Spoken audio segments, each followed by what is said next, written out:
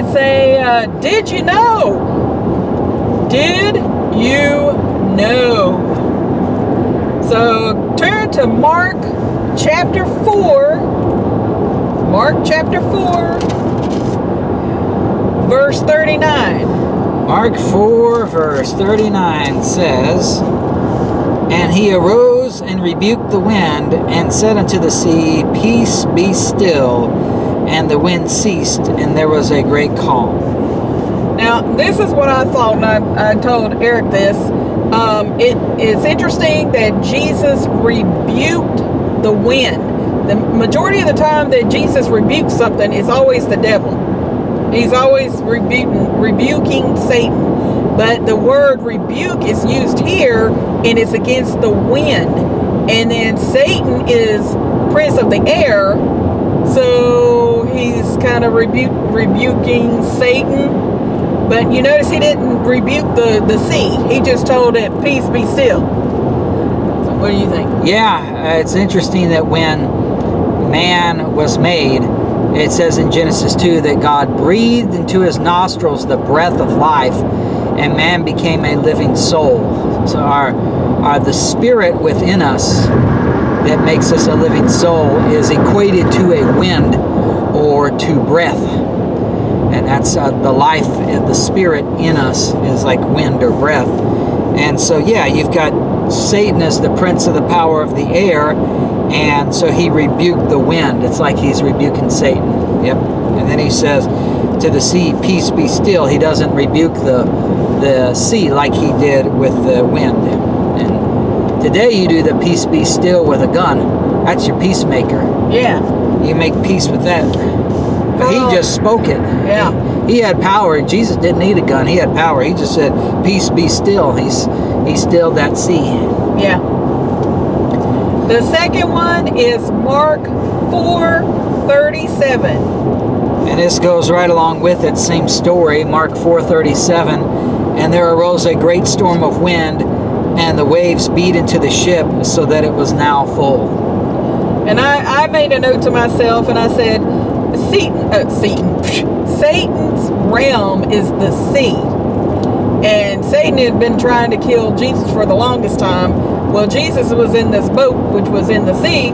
And to me, Satan was trying to kill Satan was trying to kill Jesus by trying to drown him.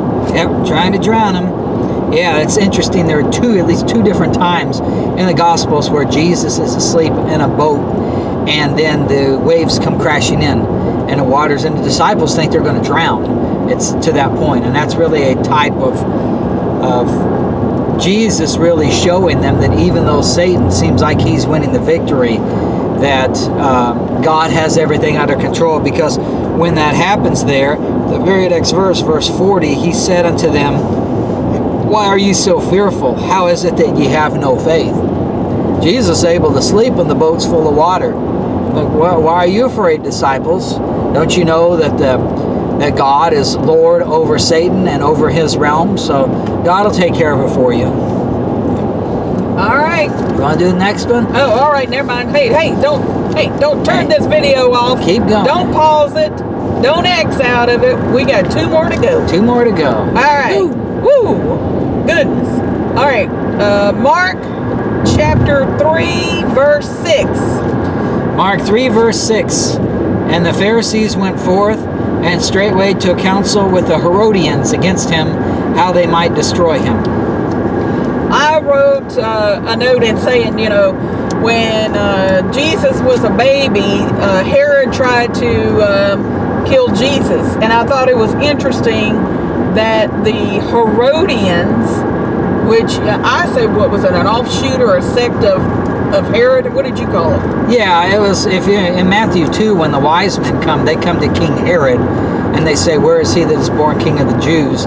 And so then Herod calls the scribes, the religious scholars around him, and they say where he was supposed to be born. So it shows that King Herod was a king over the Jews, and that he had scribes. Basically, anybody who's a Herodian is part of the Jewish religious sect that's there with the King Herod. They're like the political / religious sect of the Jews there, the Herodians. Yeah. And then the last one is Mark chapter 1. Mark chapter 1, verse 40 through 42. Yeah, and so what they was showing there in Mark 3 was that with the Herodians, that it reminds you of the time when the wise men came, and then Herod made a commandment to destroy all the children 2 and under.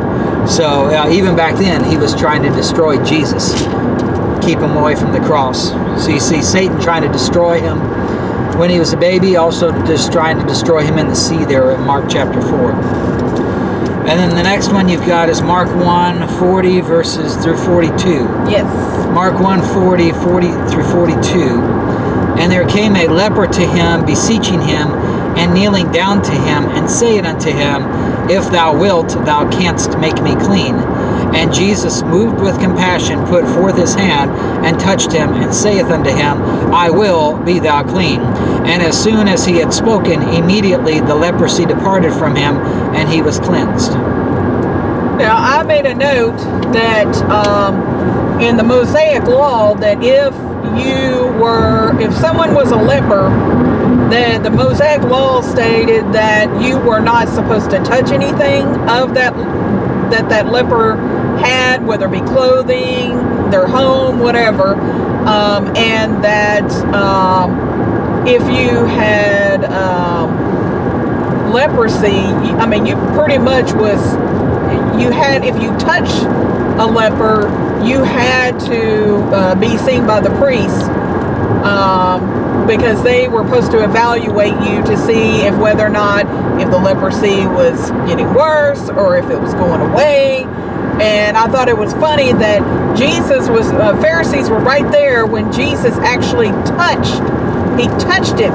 He didn't just, put his hand over his head, like a Catholic would, don't touch your head. Anyway, Jesus actually touched the leper. And so since he touched the leper, you would think the Pharisees would have been like, hey, you touched that leper, now you've got to separate yourself because you may have leprosy now.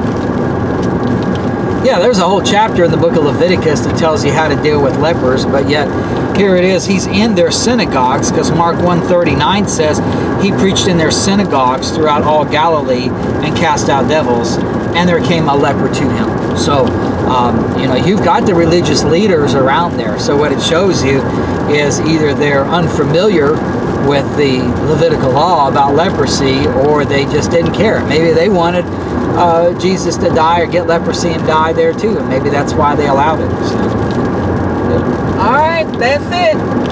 now you know. If you didn't know before, you know now. You know now.